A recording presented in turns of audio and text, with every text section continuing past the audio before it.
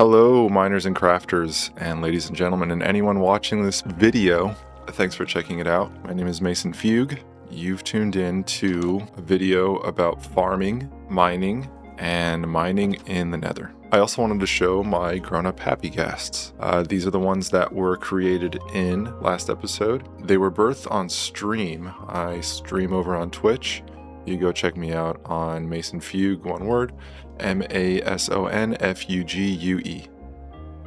Anyway, this video, like I said, is going to be about farming and mining. Really want to share how I do it. I'm not centrally located. Spawn is roughly 4,000 blocks. I want to say south, I don't know for sure, but I'm not near 0, so I did need a little bit of help in the early days when I would respawn back at 0 to get back here. Eventually I used lodestones and now I spawn here. Now it's reliable, so not an issue. But early on, oh boy. My brother created this server February 2025. He played for about 2 months on it and then he handed it to me. And then I played for another 3 months on my own. And I lost that progress. This, what you're seeing here, represents the state the world was in when my brother handed it to me. So make backups, everybody. Very important. You could do it in the Minecraft settings. I think it is. Just make one on your hard drive. You could be thankful to yourself. Yeah. Right. So here is my lava farm. It's just dripstone, lava, and cauldrons. I collect them with buckets. There's my sugarcane and wheat farm. Eventually I do want to get villagers to do this and just collect their work. But for now, I do it manually. Looking at it now, I set up my melons and pumpkins in a really dumb way that I have to harvest at a diagonal. But it is what it is, and it's too late to change it now. That's not true. This will probably change, but for now, this is what it is. This is me building a pergola to obviously light up my farm. The two Ghasts, I don't know if I ever said their name, but the orange one, the one in the orange harness, that's Pumpkin. And the one in green is Viz. The base here, it started out as a villager farm, a way to get villagers to breed and, you know, make it easy. My brother helped me, my brother built a machine that turns villagers, that zombifies villagers to get the cheaper trades. Lighten it up. I want to get rid of the torches that I use currently. Lanterns or glowstone even requires a bit more effort. Eventually I want to get rid of all the torches that I see. Even the ones out here, that was just a way to mark the way back to the base or to a farm. Speaking of which, here's my mob farm. That is not my design. I don't know who designed it, but it was shown to me by a friend of a friend. And yeah, when I discovered that mob grinders were a thing, changed the way I play the game, changed the way I look at the game. I think it's cool. I think it's something that I wanted to include in my world, and I did, but I want to make it better. So that's one of the reasons I'm mining what I am. I want to make a copper sculpture out of my mob farm. Right, so here is my sugarcane farm, designed by the creator of this world, my brother. He created this world February of 2025 and played on it for about a month and a half and then handed it off to me. I'm the only one who plays in this world now, so I've made my forever world out of it. This is where I'm going to be spending most of my time in Minecraft in this world for the foreseeable future. I don't have a name for it, so if you have any name suggestions, I'd be entertained to see if there are any good ones in comments. Right, so I'm making a pergola of sorts for the sugarcane. More than anything, just to light it up to get rid of the torches that are on the ground. I want to replace them, or I want to hang lanterns and get rid of the torches eventually. And it's pretty cool. It's just water surrounded by the 4 blocks of dirt, and then sugarcane on that. He put half slabs on the water, so you don't have to fall through anything. I just want to light the vicinity of the base up with lighting sources that aren't torches. Yeah, another thing I like to do before I go mining is plant a bunch of trees. I tend to spend a few days in a mine, on a mining expedition at a time. So it's just a good way to get wood that you perhaps wouldn't otherwise. Right, so as you can see, I've already been at work in this mine here that's located directly underneath my base. I spammed torches just to light the place up, try to reduce the mobs that were spawning for my mob grinder, and also just so that I could mine in peace, relative peace. There's still a lot needs to be done in this mine to light it up, obviously. And yeah, a lot of what I do in Minecraft is lighting up this cave right now, or caves in general. Something else that I have found, not everyone does, is pruning geodes once you find them. I think to maximize the amount of amethyst that you get, it's important to prune the geodes that you find so that it's only the blooming amethyst that is left. Because then you could just come back and farm the crystals, and you'll have shulker chests full in no time. It's another thing I didn't show getting in this world. Shulkers. For now, it was just collecting resources, trying to get hoppers, trying to get blocks of gold and iron. I want to talk for a minute about my little brother.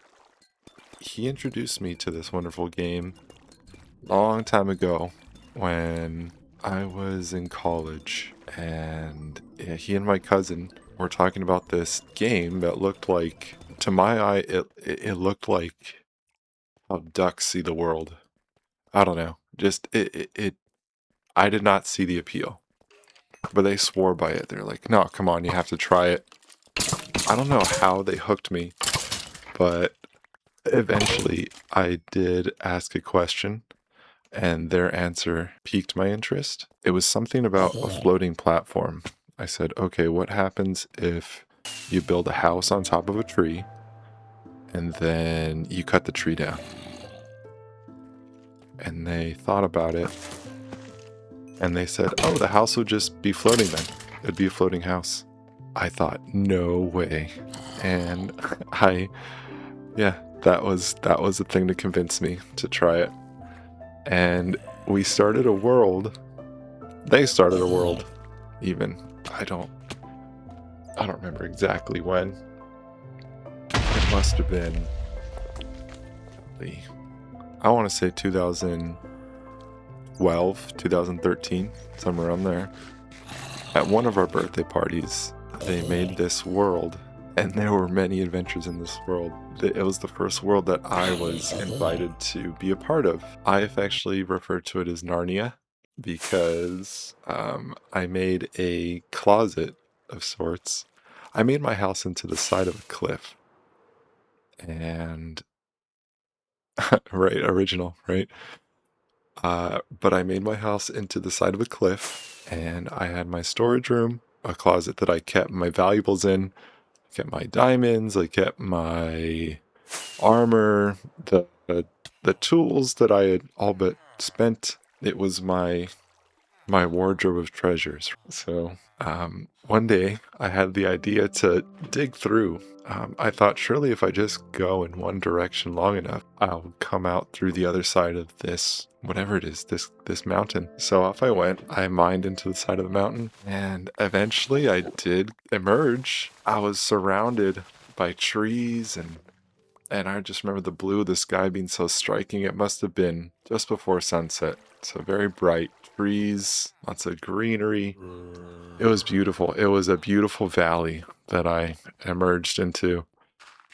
And I thought, like, whoa, man, like this is my closet. Like this is Narnia. and and so yeah, that's what it was referred to as. And I ran through that valley and I burned all the trees, and it was a great time. Good times. Anyway, that was my first Minecraft experience. And ever since then I've loved this game. I haven't always played, played every single year even, but I just keep coming back. What is it? Leave your guesses in the comments. Leave your interpretation of what is so appealing about this game. Or tell me that I'm alone and I'm crazy and you don't get it. If you haven't tried Minecraft, I implore you, try it. It's so much fun. I have fun with it anyway, and there's so many different ways to play. I play in survival, and I like to build. I like to fight. I like to explore. I've seen people play completely different in a masterful way that makes no sense to me, despite playing for over a decade. That's just the nature of this game. It's so big, it's so vast that no one person, perhaps outside of its creator, knows everything about this game and does everything the best. It's almost a new language. It makes me think about that one Black Mirror episode. The guy who was Doctor Who. So, I don't know. Yeah, he was one of the Doctor Who's. Anyway, he has this like long hair and he plays this game. And the game like communicates with him, and he's taking LSD and he's playing this game, and yeah, I won't spoil the end, but Minecraft was immediately what I thought when I saw that. Yeah, so here's a bit of underwater mining. Listen to that, huh? It's so peaceful. Have you set up a conduit? Oh, man. Yeah, you just hang out underwater because it gives you water breathing. I think it gives you regen as well. But yeah, it's a much more peaceful world underwater, I think. It's a shame our characters in Minecraft can't hold their breath longer. Soon that will change. I'm looking forward to the new update that they have coming with the Nautilus and the spears. You bet I will be playing it day one and hopefully streaming it. So in case I haven't expressed it before, I'll just say it now. I would like to make an Elytra race in this cave. Or like an Elytra obstacle course. I don't know how I want to set up the obstacles or the mechanics yet, but I know that I want to have a portion of a race or an obstacle course going through my cave. Yeah, I want to get rid of those water spouts. I already got rid of the lava spouts. Like I said, I want to make this place as safe as possible because I intend to have ghasts down there eventually. Speaking of ghasts, this is from a attempted ghast collection excursion that became a mining excursion. But of course, I got lost because I always get lost in the Nether, and this is me trying to find my way back. Although I'm not a huge fan of this place, it does have its charm. And I think I'm learning to love the Nether. The first I saw of this game was from the Nether, and it was my brother. I walked into his room and he was playing this, and he had set up his I guess his storage room in the Nether, which I found an odd decision, but he seemed like he knew what he was doing. Something that I've seen a few other people do, but not too many, that I do, is hold the bow in the offhand. I would choose the bow over the shield, which is the more common choice in the offhand, just because I think range is more important than higher defense. At least how I play. Full smite on a sword? Yeah, I don't know why I didn't do that sooner. You're really just fighting skeletons and zombies for the most part. If there's a creeper, you're going to want to use your bow. And you have power on your bow. So, yeah, power replaces sharpness pretty effectively. And, yeah, if Smite makes quick work of skeletons and zombies. Anyway, here is my netherite mine. I placed them about 4 blocks apart so that you maximize the blast and that you light the next one in line without moving it. I don't know if I accomplish that every time, but that's what I try to do. Once the main TNT explosion goes off, I clean up the quartz and the gold. Hey! And then... Hey! What? What?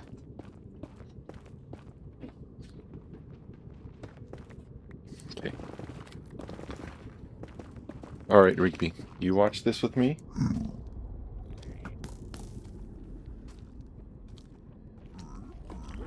And then when the zombie piglins get hit by the TNT, I run away. I run, I go back home. If I survive exiting the mine, that is.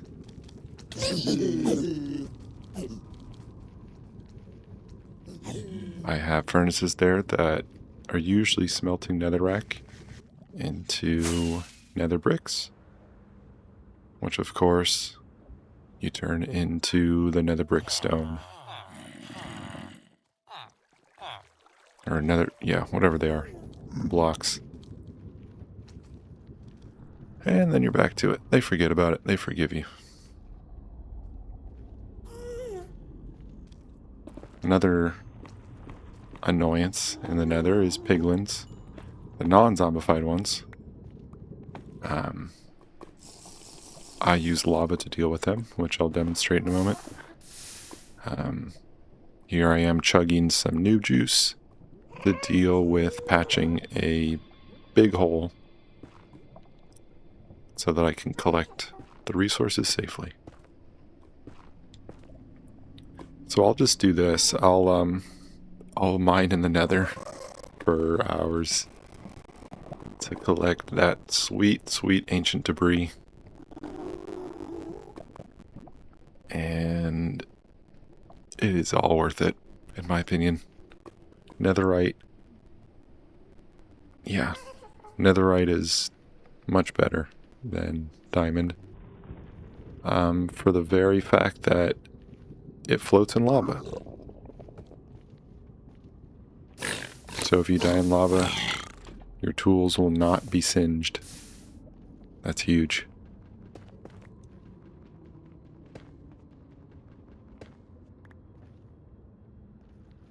Alright, this is how I dispatch of the piglins I encounter.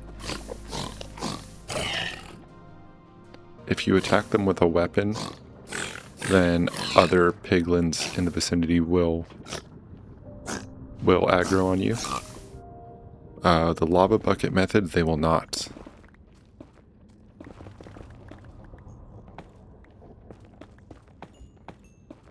So, this is how I get the hole for the dynamite. I just mine in a straight line as long as I can until I hit either ore or lava. There I hit some ore, there I hit some lava. Once I hit a wall of lava that I cannot go through, I'll lay my dynamite, if I'm able.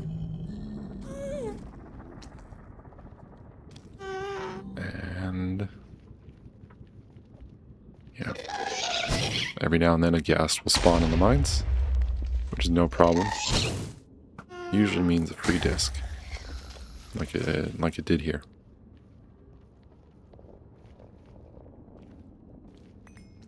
So it looked like it was long enough for the zombie pig to go away.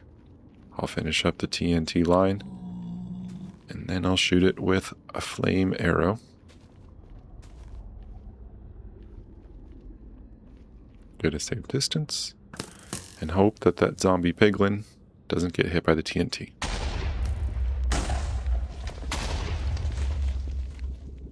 Put them too far apart. It's alright. Relight it. And yep, I did it again. Okay, time to go.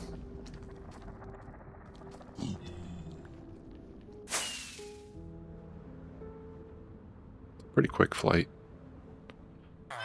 So yeah, that's how I gather ancient debris. Thanks for watching this video about mining and farming, about this game, about mining and crafting. I've been Mason Fugue.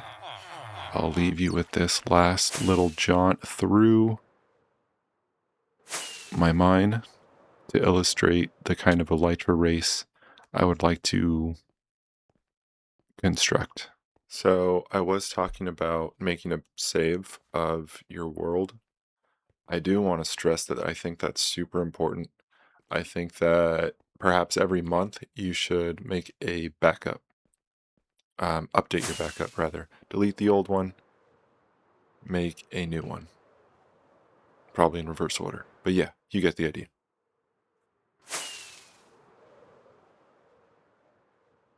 Anyway, thank you for watching. If you made it through all the...